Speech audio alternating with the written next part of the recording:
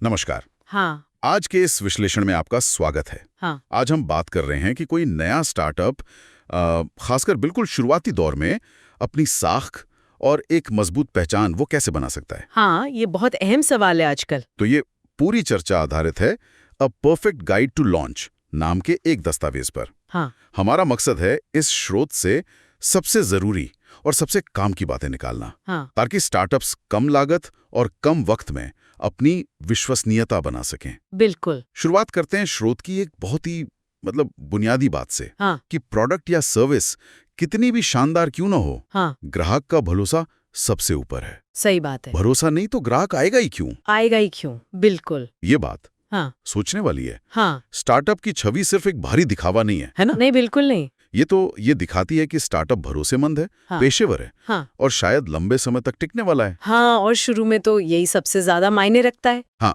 जब कोई track record नहीं होता तब यही छवि तो निवेशकों को, ग्राहकों को, यहाँ तक कि शुरुआती कर्मचारियों को भी खींचती है। बिल्कुल। अच्छी बात यह है, और ये स्रोत बताता है कि इसके लिए शुरू में कोई भारी भरकम खर्च जरूरी नहीं है। हाँ, ये स्रोत ना कम लागत वाले लेकिन बुनियादी तौर पर जो जरूरी कदम है उन पर जोर देता है।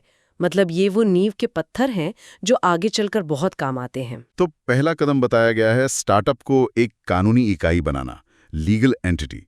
ये क्यों इतना अहम है? मतलब क्या ये सिर्फ एक कागजी कार्रवाई है? नहीं, ये उससे कहीं ज्यादा है।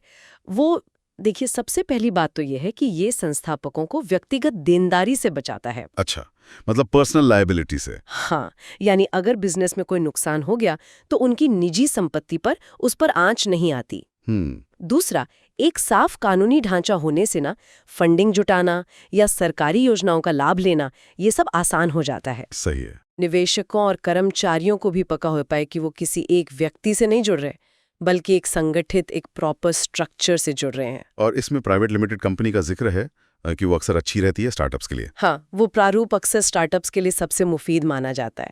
उसके अपने फायदे हैं। ठीक है, तो कानूनी ढांचा बन गया। इसके बाद स्रोत बात करता है जीएसटी पंजीकरण की। ये सिर्फ टैक्स का मामला है या इससे साख पर भी कुछ असर पड़ता है? नहीं, असल में ये विश्वसनीयता का भी एक बड़ा संकेत है। अच्छा। हाँ, जीएसटी पंजीकरण दिखाता है कि आप एक गंभीर बिजनेस हैं, नियमों का पालन करने वाले हैं।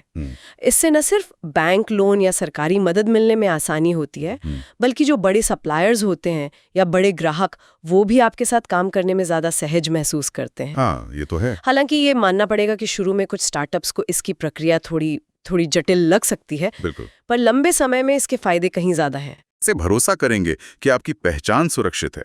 यहीं पर शायद ब्रांडिंग का रोल आता है, खासकर ट्रेडमार्क। निश्चित रूप से ट्रेडमार्क पंजीकरण आपके ब्रांड नाम को, आपके लोगो को नकल होने से बचाता है, और ये भारत जैसे बाजार में तो काफी आम है नकल होना। हाँ, ये तो सुना है। नाम के साथ वो जो टीएम चिन्ह जुड़ जाता है, वो सिर्फ एक प्रतीक नहीं है, वो आपकी ब्रांड पहचान को स्थापित करता है। सही। आपके ब्रांड का मूल्य बढ़ाता है और आपकी बौद्धिक संपदा, मतलब इंटेलेक्चुअल प्रॉपर्टी बनाता है।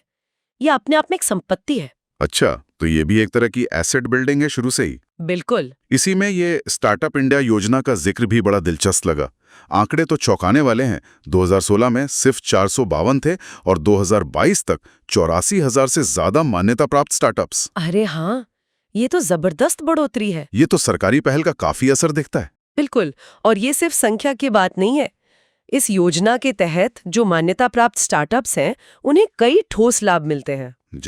जैसे कि शुरुआती 10 सालों में से किन्हीं 3 साल के लिए टैक्स में छूट। अच्छा। सरकारी खरीद और टेंडर्स में प्राथमिकता मिलती है। हाँ। और जो इंक्यूबेटर्स का नेटवर्क है, हाँ। उस तक पहुंच मिलती है। ये सब मिलकर नए बिजनेस के लिए माहौल को काफी बेहतर बनाते हैं। सही बात है। विश्वसनीयता बढ़ाने के लिए स्रोत में आईएसओ सर्टिफिकेशन और एमएसएमई पंजीकरण का भी जिक्र है। ये कैसे मदद करते हैं, संक्षेप में? देखिए, सोचिए, जब शुरुआती दौर में आपके पास बड़े ग्राहक नहीं होते या केस स्टडीज नहीं होती, तब आईएसओ जैसा सर्टिफिकेशन बाहरी दुनिया को एक ठोस संकेत देता है कि आप क्वालिटी को लेकर गंभीर हैं। अच्छा, मतलब एक तरह से भरोसे का प्रॉक्सी पात्र भी बना सकता है। ठीक है। और फिर आता है ये अनुपालन का मुद्दा, कंप्लायंसेस। इसे नियमों का पालन करने वाली इकाई की छवि बनाने के लिए जरूरी बताया गया है। ये सुनने में थोड़ा, क्या कहते हैं, बोझल सा लगता है। हाँ, लगता तो है कई बार, लेकिन इसे हल्के में बिल्कुल नहीं लेना चाहिए। इसमें मुख्य रूप से क्या आता है? ROC filing. ROC फाइलिंग वो क्या होता है? ठीक से। हाँ, मतलब रजिस्ट्रार ऑफ कंपनीज के साथ जो सालाना दस्तावेज जमा करने होते हैं वो। फिर इनकम टैक्स रिटर्न है। हाँ। अगर कर्मचारी हैं तो PF यानी प्रोविडेंट फंड और ESI यानी कर्मचारी राज्य बीमा निगम, और जाहिर है GST रिटर्न। बैंकर्स और सरकारी विभाग इन चीजों पर बारीकी से नजर रखते हैं। समय पर इनका पालन करना न सिर्फ आपको जुर्माने से बचाता है, हाँ। बल्कि आपके विश्वसनीयता और बिजनेस के सुचारू संचालन को भी सुनिश्चित करता है। समझ गया। तो ये सब तो हो गई नींव की बातें। अब बात आती है प्रस्तुतिकरण की। प्रेजेंटेशन, पिच डेक और कॉर्पोरेट प्रोफाइल, ये क्यों जरूरी है? देखिए, पिच डेक खास तौर पर निवेशकों के लिए होता है। अच्छा। उसमें आपको कम शब्दों में बताना होता है कि आप कौन सी समस्या सुलझा रहे हैं, आपका समाधान क्या है, बाजार कितना बड़ा है और आपकी टीम कितनी सक्षम है। स्पष्टता और व्यावसायिकता यहाँ सबसे जरूरी है। और कॉर्पोरेट प्रोफाइल? हाँ, कॉर्पोरेट प्रोफाइल आपके बिजनेस का एक ज्यादा विस्तृत परिचय है। आपका मिशन, विजन, आपकी टीम, आपके उत्पाद या सेवाएं, ये ग्राहकों को, निवेशकों को और भावी कर्मचारियों को सबको आकर्षित करने में मदद करता है। और डिजिटल दुनिया में वेबसाइट और सोशल मीडिया, इसकी भूमिका तो खैर हम सब जानते ही हैं। हाँ, वो तो है ही।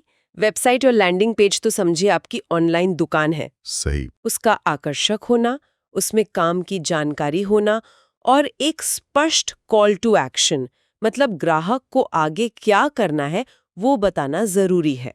और सोशल मीडिया सिर्फ पोस्ट करने के लिए नहीं है, वो अपने ग्राहकों से जुड़ने, उनकी सुनने और एक समुदाय बनाने का जरिया है। हाँ। फेसबुक, लिंक्डइन जैसे प्लेटफॉर्म्स पर सक्रियता बहुत महत्वपूर्ण है आजकल। बिल्कुल। और आखिर में विजुअल्स, वीडियो और ग्राफिक्स, क्या ये सिर्फ सजावट के लिए है? अरे बिल्कुल नहीं। आज के दौर में लोगों का ध्यान खींचना कितना मुश्किल है। हाँ, ये तो है। वीडियो और ग्राफिक्स इसमें बहुत मदद करते हैं। एक मजबूत हुक, साफ संदेश, कॉल टू एक्शन और पेशेवर दिखने वाले विजुअल्स, ये आपके स्टार्टअप को भीड़ से अलग दिखा सकते हैं और मुश्किल बातों को भी आसानी से समझा सकते हैं। तो मतलब कुल मिलाकर बात यह है कि स्टार्टअप की साख और पहचान बनाना ये सिर्फ एक अच्छा प्रोडक्ट बनाने तक ही सीमित नहीं है। बिल्कुल नहीं। इसमें कानूनी औपचारिकताएं भी हैं, नियमों का पालन भी है और प्रभावी संचार भी है। मतलब अपनी कहानी सही ढंग से कहना। एकदम सही कहा। इसमें औपचारिक कदम भी हैं, जैसे रजिस्ट्रेशन, कंप्लायंस, और प्रभावी संचार भी, जैसे प्रोफाइल, वेबसाइट, विजुअल्स, ये सबका मिश्रण है। और एक आखिरी बात कहना चाहूंगी, जो स्रोत के इंटरेस्टिंग फैक्ट्स वाले हिस्से से भी जुड़ती है। बताइए। वो ये कि संसाधन और जानकारी तो आजकल बहुत उपलब्ध है, इंटरनेट पर सब मिल जाता है। हाँ। लेकिन सफलता अक्सर निर्भर करती है सही कार्यान्वयन पर, क्रिएटिविटी पर, और जो सबसे बड़ी चुनौती है, यानी दर्शकों का विश्वास जीतने पर। शायद स्टार्टअप के लिए असली जुगाड़ या रचनात्मक समाधान यही है कि वो अपने दर्शकों से, अपने ग्राहकों से वास्तविक रूप से कैसे जुड़े और उन्हें कैसे यकीन दिलाएं। बहुत खूब। ये एक बेहतरीन नुक्ता है सोचने के लिए। तो इस गहरी पड़ताल में शामिल होने के लिए सभी श्रोताओं का बहुत बहुत धन्यवाद।